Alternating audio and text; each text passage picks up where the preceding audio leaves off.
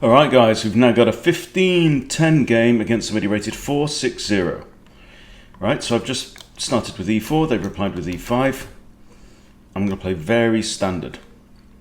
Okay, knight out into the board, controlling squares, but more importantly, attacking this pawn. Okay, now he's brought out the knight to defend the pawn. So now the pawn is defended. So let's now bring out my bishop. I'm going to play the Italian game. Bishop's looking at this sensitive square, and two knights defense. Okay, this knight is now looking at this pawn, so I really ought to defend it. There's a couple of things I can do. I can push d3, or I can bring out a knight. d3 is perfectly good. My knight can come out any time, but my bishop could not, so d3 allows my bishop to come out into the board. Could come here, maybe pin this knight against the queen there. And I'm getting ready to castle, but so far, absolutely standard stuff. This is kind of okay. It's kind of preventing my knight from coming in, kind of anti-fried liver idea. Because my knight could then look at this pawn. I can understand why my opponent played that move. And now my dark square bishop can't come to either of these two squares. Alright, so I think now is time we can either bring the knight out, can bring the bishop out, or we could castle. Three main moves. I'm just going to castle now. Get my king to safety nice and early. My opponent is CSK017 from the Ukraine.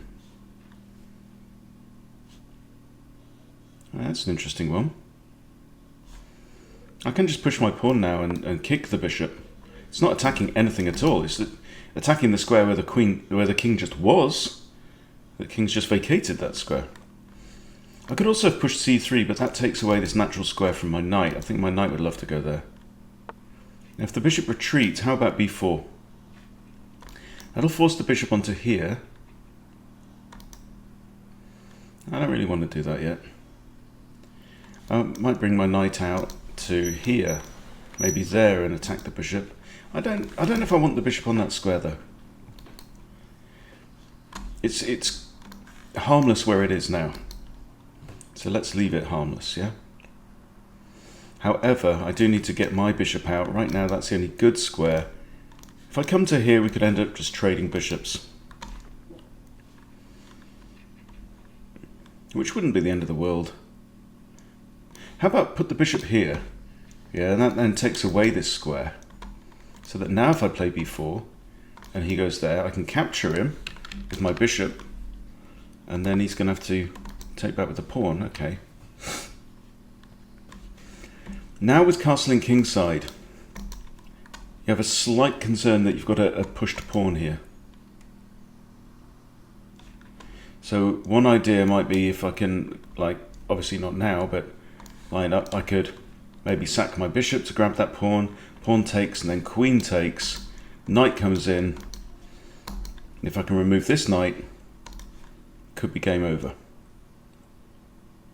Okay, I think I'm just going to throw my knight up the board. Let's throw my knight here. See if he wants to take. And if so, I get a pawn moving, capturing towards the center. And then I can push pawns with more protection. Maybe bust open the center a bit. Got my coffee here, my Bambi mug. Not very nice coffee though. It's Colombian, it's kind of bitter. Doesn't make great espresso. It's all right, but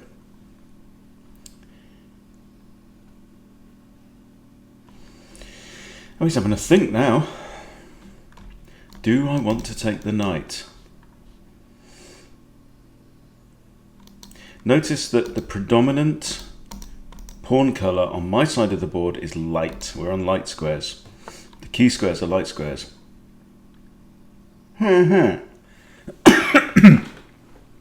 See, what I notice about this move is pawn moves, right? Pawn moves matter. The pawn was here, right? And it was defending that square, right? Now, if I were to, see, my concern was if I kick the bishop, let's go back a move, right? My concern was if I kick the bishop, bishop comes back here and I take with my bishop, that he might recapture with this pawn, thereby freeing up his rook on the semi-open A file. But now, after this move is played, the pawn is no longer, that square is only now protected by this pawn, right? So now if I kick the bishop and the bishop comes back here and I take with my bishop, he has to recapture with a c pawn. And that's not good, Precious. So let's try that idea. Don't know why he pushed that pawn. So this is bad for a couple of reasons. One is, well, main thing is that he's capturing towards the he's capturing away from the center with his pawn. So he's going to have a pawn island of 3 there with double pawns. Plus I have more pawns towards the center, right? If this pawn disappears, look at the central files, he's only got 2. I've got 2 there, but I have a c pawn and he doesn't have a c pawn. So for example, then I could push my c pawn, I could come up to here, and if we exchange, my c pawn captures, and I've got 2 central pawns to black's 1 central pawn. He's going to come here, I'm going to take him.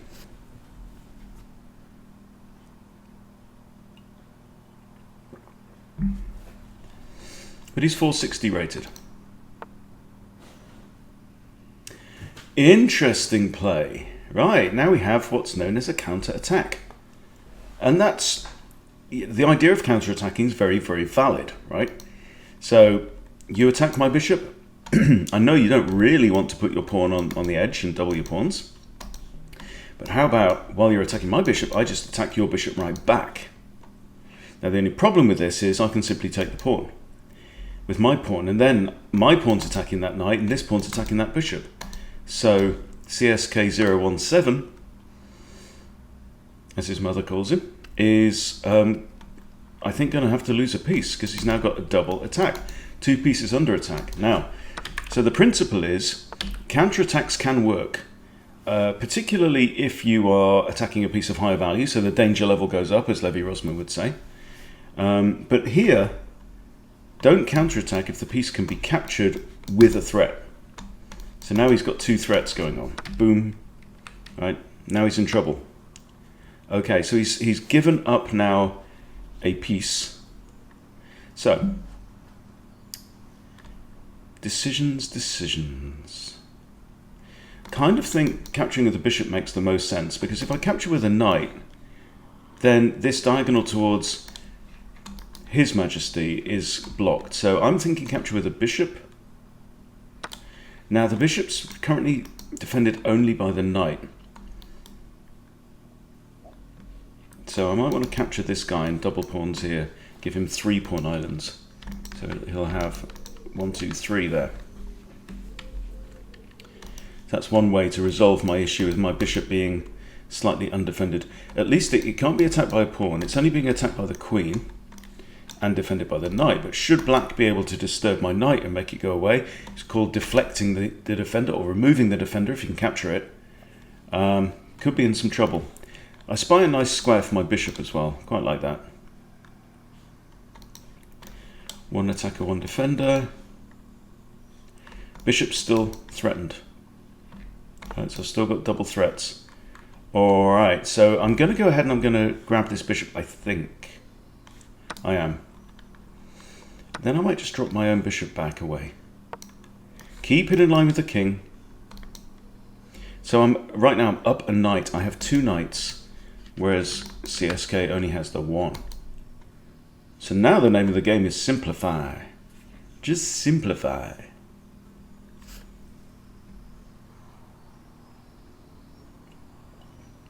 The war of attrition.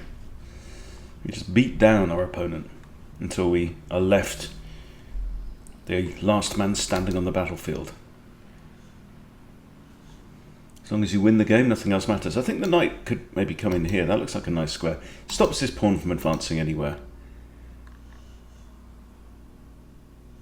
This pawn's pinned, cannot legally move, because the bishop's still X-raying down on the king there.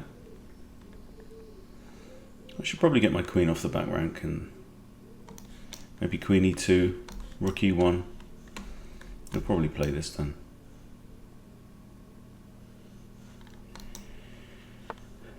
Okay, I'm not even going to think twice about it. I'm just going to capture that knight. I'm going to trade off knights. It's all... You took with the queen? Okay. Alright, that's fine. Okay, I'll just move the knight round. The knight was undefended there. So knights love to be in the middle of the board, where they exert influence on some very important squares, right? Look at all the squares my knight's looking at. Key squares, just see where that target is on the board, right? Compare that, let's say if my knight was here, it's still looking at 8 squares, but they're the wrong 8 squares, yeah? These squares are just not as critical to the game as the other ones, even though my knight's only 2 squares away. Knight could go in there at some point. Proceed when it is safe to do so. I could push c3 because that's actually defended by my knight, right? So, what are the imbalances in the game? Well, we're both castled. That's good. We both have a light squared bishop. Alright. But then, here the similarities end, right? I have an extra knight. Go me. Black has doubled pawns because his c-pawn has moved across. Right? He has no c-pawn. His c-pawn is now a b-pawn. That's not so good. What this means is that I have a c and a d pawn. I'm the only one with c and d pawn. Right? He's the only one with an e pawn. In addition, remember this has been moved. So that potentially means that this square is only defended once by 1 pawn, and I do have a light squared bishop, as does my opponent. So there might be ideas of sneaking a queen in there at some point. There might be ideas of getting my queen onto this file, and no, I can't really capture the pawn, can I? Not with the light squared bishop, not while it's on there. Turn that off. Okay, what you gonna do, CSK? You're going to run away. Excellent. Right then. So what we need to do now is definitely need to start thinking about these central files. There's no kind of immediate attack down there. I'm not going to start throwing my pawns up the board. This is my king's bodyguard. They're staying where they are. The action area is the area of the board where I have the advantage. And that is, I have an extra knight, I have an extra pawn. I don't have an extra pawn, but effectively, because he's got double pawns here, I've got C and D pawns, right? So now if, for example, I push, and he takes and they take, I've got the only central pawn and it's passed, so I can maybe start to thread up the board, yeah? Alternative is this, but I don't want to do that, because that will allow him to capture towards the center and undouble his now doubled B pawns, right? So that's inviting the B pawn to become a C pawn all over again. We don't want to do that, so I'm going to do this. Could also do this. Does that improve my knight? Possibly. How about this first, yeah? And then this. Because that attacks the queen, and it's a discovered attack by my queen on this pawn. If he centralizes a rook, I will probably do the same. And get my other rook on d1. So a lot of people get confused when they complete the opening, and then what do you do in the middle game? You know, what's the point? What's the idea? Well, the idea of a middle game is that you need to build up to an attack. Right here, I don't see an obvious attack, right? So what I need to do is I need to grind away. I need to maybe improve my pieces. Which of my pieces are not involved in the game right now? Well, look, this bishop's doing a great job. It's pinned this pawn. It's looking directly at the king, right?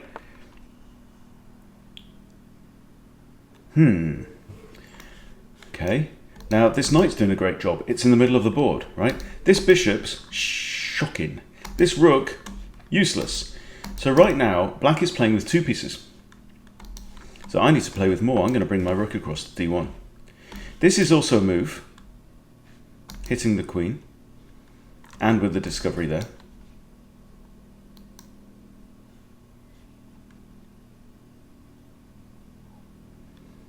That was the not looking directly at the king thing. I'm not doing the one-eyed. Dodgy sign. You wouldn't catch me doing that. If you don't know what I mean, look it up. This is not the time and the place. Okay, now there are ideas now. Now that the rook has moved away, right? Every time your opponent makes a move, something changes. Sometimes lots of things change, right? Now, one of the things is that rook, when it was there, was defending this pawn. Now it ain't defending the pawn.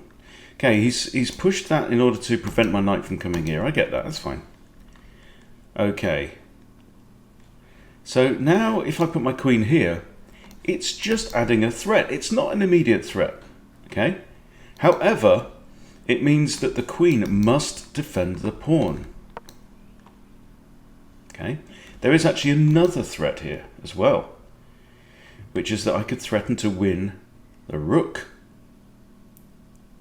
And there's another threat, potentially. Let's say I put my queen on g3 next. Look at this move. Knight to there, check, and a fork on the queen, and cannot be captured by the pawn because the pawn's pinned. Woohoo! That would be nasty. Now I could put my queen there and see what happens. Another threat is discovery against the rook. So let's say knight there with check. Pawn takes, messing up his structure. Boom. You lose a rook. Lose a rook for a knight. And. Okay, so he's seen something. Let's see if... So, I mean, I could do this. This still wins the rook, yeah? So it's check. He's got to capture. So let's evaluate which is the evilest. I've got a selection of evil here, right? So evil idea number one, mwahaha, right? Knight f6, check, fork on the queen. He's going to be absolutely obliged to capture with the pawn, and then I can capture his rook. That is a mwahaha move, okay? No, it isn't. Hang on. Yeah, there, he has to take, yeah, I get a rook. Okay, so there I win 2 points. So I'm trading a 3-point piece for a 5-point piece. However, this is a really good knight. Okay, that rook hasn't moved yet. That rook is still in the box. It's played no part in the proceedings. Right. Plan number 2. Queen here, lining up a potential knight f6, and if he doesn't do something about it, like move the king out of the way, knight f6 wins the queen for a knight. That's more tempting. Yeah. Now it is slower, so my opponent actually has a chance to wriggle out of this one if he sees the threat. Okay. The other one was clearly winning a rook for a knight and opening up the king. So that's perfectly good. Probably winning. Okay. But this is even winninger. Even more winning. Terrifying. So if knight here, pawn can't capture because it's pinned. The king can't go there because the knight's guarding it. Okay, he's missed it. He's missed it. Okay, that is the only move I think that would have saved Black's bacon here. So this is now deadly because the queen is going to fall. So I'm taking advantage. So the principles are, I pinned his king. Sorry, I pinned the pawn on the king. Both pawns are actually pinned now. Okay. Now, any square that is guarded by a pinned piece isn't really guarded. And I spotted that because the king and the queen are both on light squares and they are in this format, which is a long knight's move. Yeah. Okay, he's resigned. Okay, fair enough. Fair enough. Interesting game though, and yeah, quite instructive. So I think, yeah, the key about coming up with a middle game plan, if you're not doing it, just start doing it. Have a plan. Say, all right, how am I going to attack my opponent? Okay, the board's gone pale. So all normal, Italian game, 4 knights Italian, okay? Let's just have a look at the accuracy on this as well.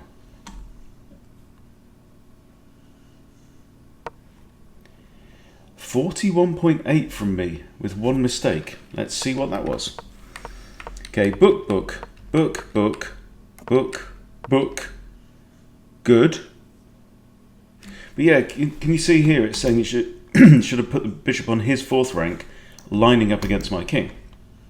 All right, that's what I've done. But he's put his bishop to like the Ruy Lopez position. Okay, it said c3 better.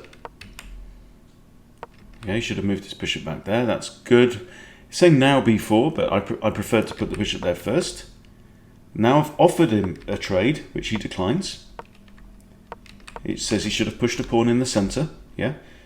Because why? Look, this bishop still hasn't moved, right? He needs central control. This pawn is defended only by a knight, right? This move would have been just a good all-purpose move. I did the exact mirror move, d3. Okay, now I attack the bishop. That's a mistake because it's simply hanging. And now I attack the knight, and so he's got 2 pieces under attack. He has to give up a piece. All right, now the bishop retreats, and it's saying that was inaccurate. So where's this mistake that I'm supposed to have made? Oh, move 19, we haven't got there yet. Okay. Queen f3. Huh. Okay, takes, retreat. Now it says I should lift the queen. Just decided to get the bishop out of there. Knight, trade, and queen takes. Good, his best move. Knight to there is good. It was saying knight to here. I guess knight to here is looking at a pawn. It is also potentially looking at that forking square as well. That would probably have been better. But, you know, it's leaving my knight defended only by bishop, right? Here it's defended by a pawn. Pawn's slow, solid. Okay. Now it says queen out to there. That's interesting. So I chose to kick the queen here. Queen out to there, I guess, attacks this pawn. I don't know. Queen back should have kept it again on the same diagonal as the king, right? Just layering up threats, Keep this pawn pinned. It reduces your opponent's options. It's not rocket science. Okay, now queen e2. It says f4. It says go for the pawn break now. Pawn break is a key thing. That's like how you really just shake things up in the middle game. Just decided to put it on there. I could have put it straight up to f3 as well. Rook across, bring in a rook. It still says f4 was better. Questionable, but I'm in a hugely winning position now. Even though I'm only up 1 minor piece, it's got white as +7 now. So it doesn't like that at all. It says, that's a mistake. It says, you're bad, Hunty. No, you did it wrong. Do it properly, right? But look, I'm kind of threatening, mate. If the queen vacates, then it's, you know, well, it's not mate straight away because king can hide and run, but inaccuracy. Queen g3 is good. So this is the key point, right? Saying an alternative would have been d4.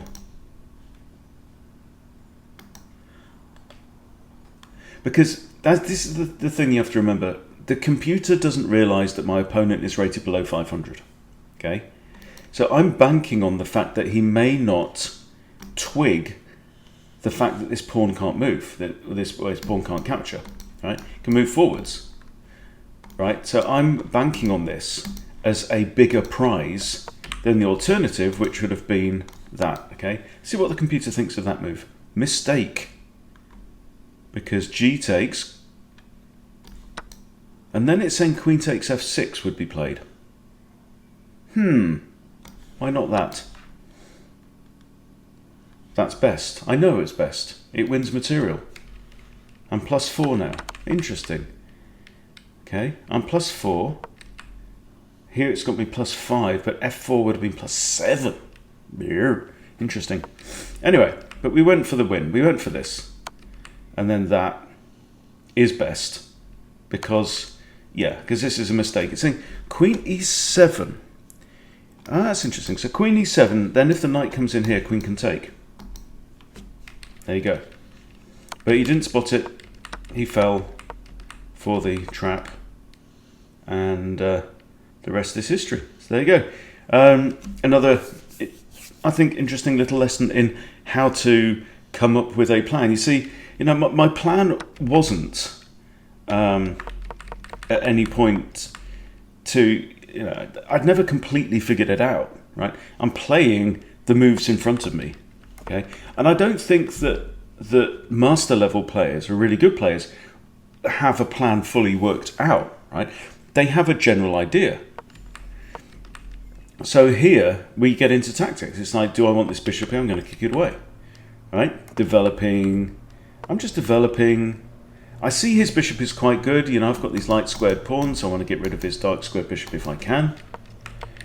And tactics. I mean, here I spy with my little eye.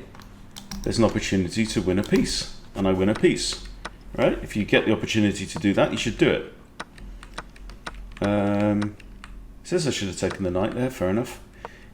So at this point I still don't actually have a plan, but I've won a piece. Okay, so this is the toing and froing, the hustle and the bustle of the middle game. Okay, and I'm just building, preparing, and thinking about what I could do. Let's push the queen back. Let's push our pawns up, right? So at this point in time, I was only thinking really about these pawns. But then, still had this. You remember how I said I wanted to put my bishop on there because it would be in line with the king. And I wanted to keep my bishop on this diagonal because it would be in line with the king. Right? So it's a snare that I put out very early on, right? But you never know when these things are going to be useful. My opponent, however, has got nothing pointing at my king. My king is sitting there in his slippers with a cup of cocoa and his pipe, right? He's perfectly happy, right? This bishop, however, you see, this bishop never came out. Look at this bishop, it's rubbish. And the queen's just gone and blocked it in again. Yeah? And now I'm starting to now I'm thinking, okay, well, let's bring all of my pieces to the party. That rook was doing nothing. What's black done with his rook? What's black done with his bishop? Nothing at all. Yeah? There's no fancy moves here. It says it's a mistake. Fine, but I've now got a bit of an idea. Okay? My idea is I want to get my knight onto here. One way or another, both of my plans, both of my ideas depended on this move. Right? Now, here that would have won the exchange. Good. And exposed the king. Perfectly good. But in the end, we went for this idea, which it says is a good idea, and then that's a mistake because it falls to that. Okay, so I'm preparing, building patiently, but trying to improve my position with every turn until an opportunity presents itself. And again, this is 20 moves, right? So here at this point, now I'm starting to think about an attack. This is an attack, right? Because, and it, I didn't think of it until he moved his rook away. His rook was there guarding this pawn, okay? The pawn is pinned, so I put my queen here with ideas about attacking that pawn, and then I think, hang on a second, wait a moment. I could put my knight on here, look, because I just spot the relative arrangement of the king and the queen. Okay, rook comes across, queen g3, my opponent misses the threat. It happens all the time. You could be playing somebody 1500 rated and they might miss that idea. Okay, it does happen. People blunder. You might think, oh, he's coming after my pawn, right? So he might defend his pawn or something like that and totally miss the thing. And this is now completely won. Plus 15 now. Completely one position. Okay, so there you go. I think these lessons about the middle game, how to approach the middle game, are extremely important for anyone rated, 500 to 1,000 in particular. I think people over 1,000 also have this, the same issues too. So yeah, thank you to my opponent. I think that was an enjoyable game. Thank you for watching. Really appreciate your support, guys. Please subscribe if you haven't subscribed, and I'll see you soon.